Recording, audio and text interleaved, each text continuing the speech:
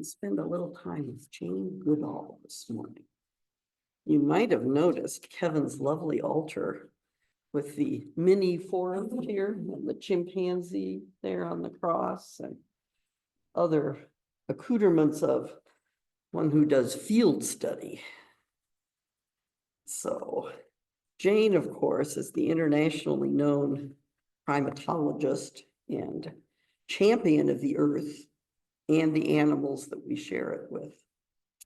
She's famous for her long years of patient, unbelievably patient field studies of chimpanzees in the wild in Tanzania. She started this work in 1960, and she was in her late 20s. Her observations advanced our understanding of what chimpanzees can do. She was the first to observe chimps making and using tools, which before that was a skill normally reserved exclusively for humans. It was what defined humans as different, right? We are the tool makers. So when she wrote to Louis Leakey, the famous anthropologist, about this discovery, he said, well, now we must redefine tool or redefine man or accept chimpanzees as human. So there we are. I don't know which of the three they ended up doing, but that was a major advance.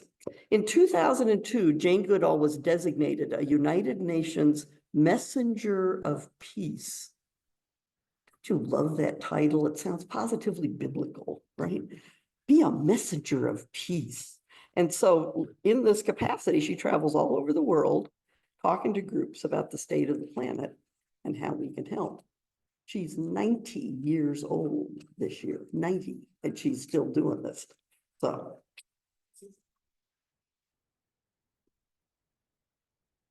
the paragraph that David just read from her book, Reason for Hope, records another human-like skill of chimpanzees, that of peacemaking. So I'm going to read it again with some comments about it, because this was what, finding this paragraph in our reading in the meditation group a couple of weeks ago was what sparked this whole approach to the theme of peace. One female chimpanzee living in a large captive group in a zoo in Holland became amazingly skillful at restoring peaceful relations. So it wasn't like all chimpanzees can do this, but this one old female had figured something out. Whenever two of the adult males were sitting tense after a conflict, avoiding each other's gaze, there would be noticeable agitation running throughout the entire group, which is just like humans. I mean, if you're in a, if we were captive chimpanzees in this cage and two of you were like, the whole rest of the group would be agitated. That negative energy, just, we don't like it. We don't like it. But nobody's doing anything about it except for this old female. So the old female would then initiate a grooming session with one of the males. That's their primary social bonding ritual, is picking bugs off each other, right? Yeah, you gotta love it. It's great. And I think there's something very important about the fact that this is an old female. She's not a threat to these guys. He's kind of like their grandmother. It's like, oh, well, all right, but they don't push her away where they might with another one of the animals in that troop. She would initiate a grooming session with one of the rivals, during which she gradually moved a little closer to the second male, followed by her grooming partner. So she's got this guy like moving, right? Until she's close enough to the second male that both males can groom her at the same time. And so when she was thus the only thing separating these two, she would then quietly move away, and calmed by the grooming, and this is the clincher, neither having to be the first to break the deadlock, they started to groom each other. She figured out a way for them to save face. Neither one had to be the first to say, well, let's not fight anymore. That is such a brilliant strategy. God, you just have to love it. So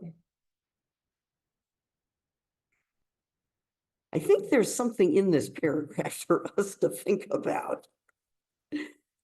What I find remarkable is that she has taken it on herself to do this, to keep the peace in this troop. Nobody assigned her that role. It doesn't automatically happen. She just does it. I think this example isn't as much about gender as it is about two different energies that we all have some of, right? The energy of aggression. Well, wait, I'm going to this side. I want to be consistent. The energy of aggression and its opposite. Call it the energy of nonviolence, the energy of peace, even the energy of love. That all comes out of the same frequencies, as it were. Aggression is associated with testosterone, so it's more evident in males, but in fact, we all have some, and we couldn't really probably even survive if we didn't have at least a little bit. The question is, how much do you really need? And that's the challenge always, is to find a balance.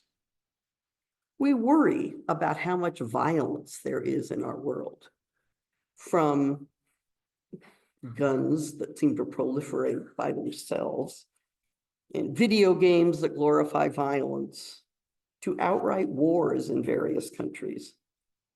The techniques of nonviolence, of resolving conflict non-violently, are known, and they're used, but not nearly often enough. Partly that's the result of cultural forces and what we teach our children. So I want to take an informal survey here. How many of the men in this circle were taught as youngsters how to defend yourself in a fist fight? The first time you came home from school crying because some bully had punched you, was there a father or an older brother or an uncle who sort of took you aside and said, look, you need to know how to defend yourself, right? Keep your fists up, protect your face. Here's where you want to hit, blah, blah, blah, whatever. I don't know what the talk is, because I never got it, right? But I do know that my brother is still pissed because my father never did that for him. He felt deprived. So is that something that happened to you guys when you were boys? Did anybody ever talk to you about how to defend yourself physically? That sound familiar? Vaguely? Well, I learned not to pick a fight with someone. Well, that's true. But what happened if somebody picked a fight with you? They would beat me up. That's the counter example, okay? Well, yeah, I know, but the point is, that's our response. And we do it out of love and care for our children because we don't want them to get hurt. So we teach them how to defend themselves. But what's our method of choice? If violence comes at them, we teach them usually to respond with violence, right? Betty? Was an instance that actually got best of friends now, but there was a time when Theodore and her best friend would get fairly regularly, and when the mom would get into it, and I was like, this is not, kids have to work this out, it's not for the parents.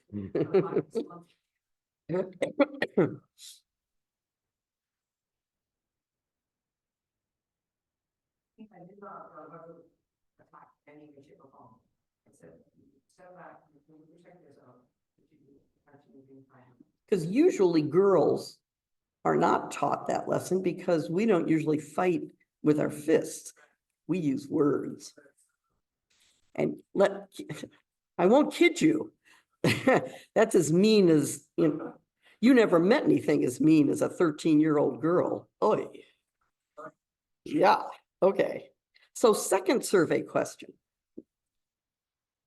as youngsters, were any of you men taught other techniques to respond to a bully besides hitting back?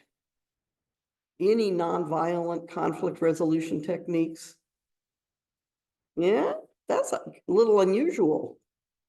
It was actually though, I trained in martial arts long before I ever got to talk about defending yourself. I trained in martial arts, and martial arts actually teach you how to basically deflect a heat. Yeah, let the energy go by you. Yeah. So that was good background. Yeah. But as I was reflecting on that, what it is we teach our children and how that perpetuates the cycle of meet violence with violence instead of meeting violence with some other technique. It called to mind that the book by Jim Doty, Into the Magic Shop, that we all read a few years ago. Jim Doty is he's an MD who's the director of CCARE, the Center for Compassion something Research and Education down at Stanford, teaches in Stanford Medical School. And this is really his autobiography. He had an extremely unpromising beginning, right? He grows up in quite a dysfunctional family with alcoholism and mental health and God knows what, in this little boony town down near Bakersfield. It's the kind of kid that you just don't imagine will ever amount to much of anything. But the summer that he was 12, a woman came to town, Ruth, who was the mother of a friend of his, and Ruth ended up teaching him essentially how to listen to his inner voice. In 4 steps, how to relax his body, tame his mind, which is to say meditate, open his heart, and clarify his intent. And with those 4 steps, he went from this unpromising beginning to where he is today, which is nothing short of astonishing. But this story is about the first time when he was 12, the first time he used Ruth's techniques in practice. So it's a hot summer morning near Bakersfield. Use your imagination. Jim's riding his bike to meet Ruth, and he comes upon a fight in progress. I recognized the bigger kid, the one who was throwing the punches. He was 2 grades above me, and both my brother and I had been pushed around a few times, even spat on by him and his trusty sidekick. I could see him punching and kicking a kid while the other one laughed and yelled and laughed. Couldn't see who the kid was because he was curled up on the ground with his head down. I'm not sure what it was that made me get off my bike and start yelling at the boys. I was used to defending my brother, but I didn't go looking for fights, and certainly not with these guys. They didn't hear me at first, and as I walked toward them, it was like I could feel every punch and kick they delivered to the boy on the ground. My heart started to hammer in my chest. I took a deep breath and yelled again for them to cut it out. Stop that! The big guy was hunched over the kid, and when he heard me, he stood up tall. He gave me a snarly grin and then kicked the kid on the ground one more time in the stomach. Made me flinch and feel like I'd just been kicked in the stomach myself. Who's gonna make me? Their attention diverted to me, and I saw the kid on the ground roll on his back and start to get up. His face was bloody and his glasses were in the dirt next to him. He had to be half the size of all 3 of us. I was as tall as these older kids, but they outweighed me by at least 30 pounds. You gonna take his place? The 2 boys took a few steps toward me and I felt my mouth go dry. My ears started to buzz. I tried taking some deep breaths the way Ruth had taught me, but I couldn't seem to get the air to fill up my lungs. This was not going to be good. skipping a little. I still didn't say anything. I sensed the sidekick moving behind me a little, but I just stared straight at the guy who liked to punch and kick. Kiss my feet. I looked up and into his eyes and spoke for the first time since I told him to stop beating the other kid. No. Kiss my feet, he threatened. His mouth began to make a smile like someone who knows he has power over another. His face got right up to mine and I could smell and feel his breath. I closed my eyes for just a second, and in that second, something was different. I opened my eyes and looked directly into his. I stared deep into his eyes, the way we do when we're trying to really understand something or someone. You can do anything you want to me, but I'm not kissing your feet. He laughed and looked to his friend at the side. I saw him raise his eyebrows and he looked back at me. I stared at him without blinking. He lifted his fist and cocked it behind his ear.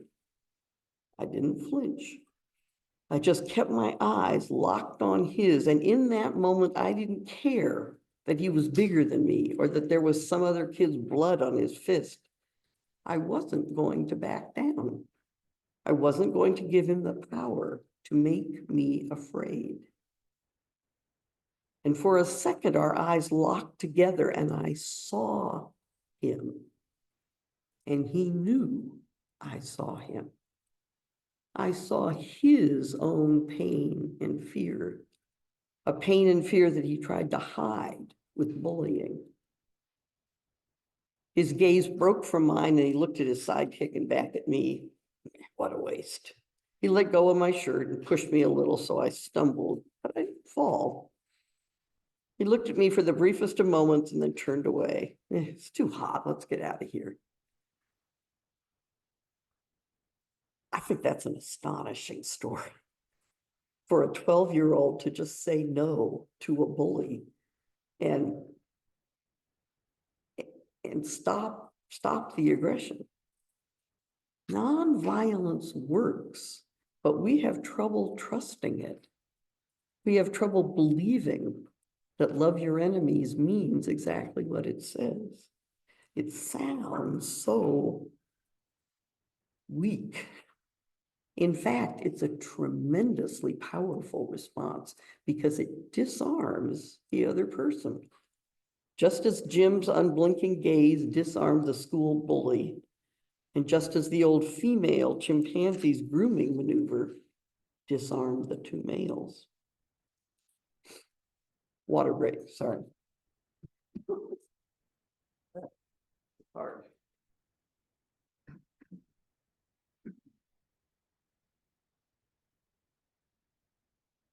We've talked before about the difference between the kingdom of Caesar and the kingdom of God. You remember that? It's the language of John Dominic Crossan. The kingdom of Caesar is the conventional world, the world of civilization where peace is achieved through victory by the powerful in whatever kind of battle is being fought. The powerful win. And of course, the trouble is if you have winners, you also have losers. And if they possibly can, those losers will eventually rise up and resume fighting. So peace is really just a lull in the fighting. That's what the history of human civilization has been, is from one war to the next. The dominant energy in the kingdom of Caesar is aggression. In the kingdom of God, on the other hand, the dominant energy is love. Peace is realized through justice, which does not call out retribution, so the peace tends to be long-lasting. And the techniques in this world are nonviolent. Jane Goodall reflects, and I thought how sad it was for all our sophisticated intellect, for all our noble aspirations, Our aggressive behavior was not just similar in many ways to that of the chimpanzees, it was even worse. Worse because human beings have the potential to rise above their baser instincts, whereas chimpanzees probably do not. She's saying that the chimpanzees are, for the most part, stuck in the kingdom of Caesar. But humans have the capacity to make the leap to the kingdom of God. And peacemakers are the key. They show us what's possible. They show us how to do it.